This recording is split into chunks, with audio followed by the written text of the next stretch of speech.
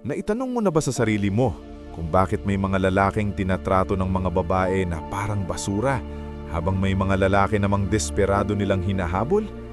Kung iniisip mong pera o itsura lang ang sagot, nagkakamali ka. Maraming gwapong lalaki dyan na hindi man lang makakuha ng date at marami ring mayayamang lalaki na ginagawa lang sucker o gatasan ng mga babae.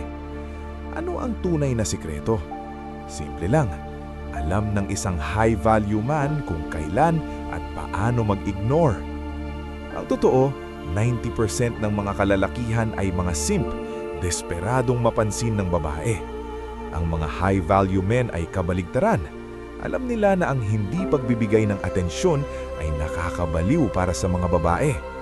Ang mga babae ay uhaw sa atensyon at kapag hindi mo ito ibinigay, agad kang mangingibabaw sa karamihan. Narito ang 8 dahilan kung bakit binabaliwala ng mga high-value men ang mga babae. Una, libreng atensyon, free attention. Pagka-on pa lang ng phone ng isang babae, tad-tad na siya ng notifications mula sa mga lalaking nagbibigay ng libreng atensyon. Lumalaki ang ego niya bago pa siya magsipilyo.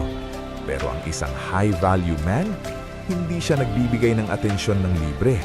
Maaring magpakilala siya para magkaroon ng spark, pero pagkatapos noon, hihinto na siya. Malilito ang babae. Bakit hindi niya ako hinahabol? Mapipilitan siyang gumawa ng paraan para makuha ang atensyon mo dahil hindi niya matanggap na hindi ka bilip sa kanya. Pangalawa, busy sa kanilang layunin, purpose. Ang mga lalaking ito ay may malalaking pangarap. Kapag ambisyoso ka, wala kang oras sa walang kwentang pakikipag-flirt. Ang energy nila ay nakapokus sa pagbuo ng buhay na maipagmamalaki nila. Ang drive at ambisyong ito ay sobrang attractive sa mga babae. Isang bagay na wala sa mga lalaking nakatambay lang at naghihintay ng reply. Pangatlo, maging matapang. Be bold. Alam ng mga high-value men na ang swerte ay para sa mga matatapang. Hindi sila takot lumapit. Ang pagiging pasibo o waiting ay para sa mga talunan. Bago mo matutunan mang-ignore, kailangan mo munang matutunang lumapit ng may kumpiyansa. Ang pagiging passive ay gawain ng babae. Ang lalaki ay kumikilos para makuha ang gusto niya. Pang-apat, marunong mag-isa. Kilala niyo ba yung mga lalaking hindi mabuhay ng walang girlfriend? Yung lipat bakod agad pagkatapos ng breakup? Nakakaawa. Ang isang high-value man ay hindi takot maging single. Alam niyang buo ang pagkatao niya kahit wala siyang karelasyon. Ramdam ng mga babae ang ganitong kumpiyansa at yun ang dahilan kung bakit sila ang humahabol. Panglima, i-ignore kapag naghahanap ng away. Huwag mong i-reward ang masamang asal.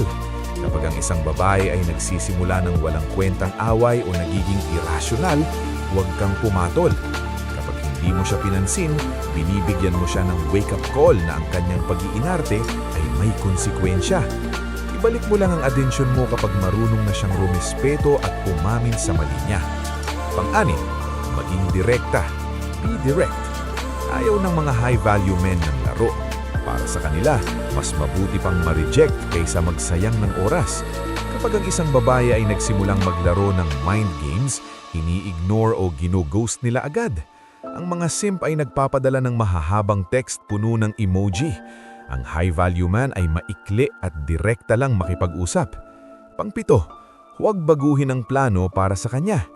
Maraming lalaki ang handang i-cancel ang lahat, trabaho, gym o gala kasama ang tropa, lalo na kapag maganda ang babae. Mali yan. Ipakita mo sa kanya na may sarili kang buhay. Kapag naalaman niya na hindi madaling makuha ang oras mo, mas pagtatrabahuhin niya na makuha ang atensyon mo. Pang-8, mindset. Alam ng mga high-value men ang kanilang halaga. Hindi nila tinitignan ng mga babae kailang superhuman o mas nakataas sa kanila. Re-relax lang sila.